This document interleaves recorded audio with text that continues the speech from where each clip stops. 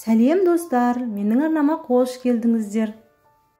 Мен бүгін сіздермен өте оңай жасалатын картошкадан және фарштан жасалатын рулеттің рецептісімен бөлісетін боламын. Кешке ауызашарға не жасаймын деп ойланып отырған болсаңыздар, дәл осы рулетті сіздерге жасауға кеңес беремін достар. Ең алдымен картошкаларымызды теркамыздан өткізіп аламыз. Теркамыздан өткізіп алдық, осылай суын қолымызбенен сығып шығарамыз.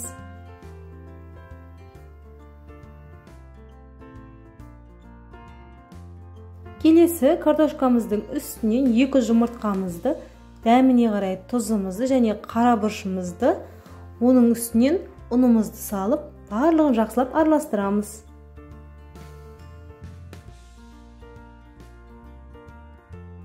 Пергамент қағазымызға жайып, алдын ала міндетті түрде қызып тұрған пешімізде 180 градуста 15-20 минут пісіріп аламыз.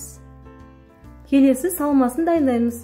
Фаршымызға пиязымызды, дәміне қарай тұз, қара бұршымызды салып, жақсылап бір қуырып аламыз. Біздің картошкамыз пісіп шықты, осылай пергаментімізден шешіп аламыз. Оның үстінен майонезімізді жағып шығамыз. Майонездің орнына творожный сыр қолдансаңыздар да болады. Барлығын бір тегіс етіп жайып шығамыз және оның үстінен салмамызды саламыз, яғни фаршымызды салып аламыз. Барлығын бір тегіс етіп жайып шығамыз. Қолымызбенен қатты қысып, рулет етіп ораймыз.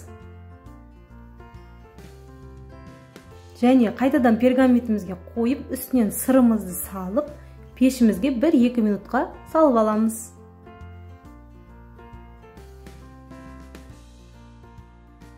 Бізде 2 минут өтті. Қараңыздаршы достар, өте керемет, түрі аппетитный болып шығатын рулетіміз дайын. Сіздер де менімен бірге жасап көріңіздер. Егер де менің видеом сіздерге ұнап жатса, менің арнама жазылып, лайк басып, комментарий жазуды ұмытпаңыздар достар. Барлықтарыңызға ас болсын.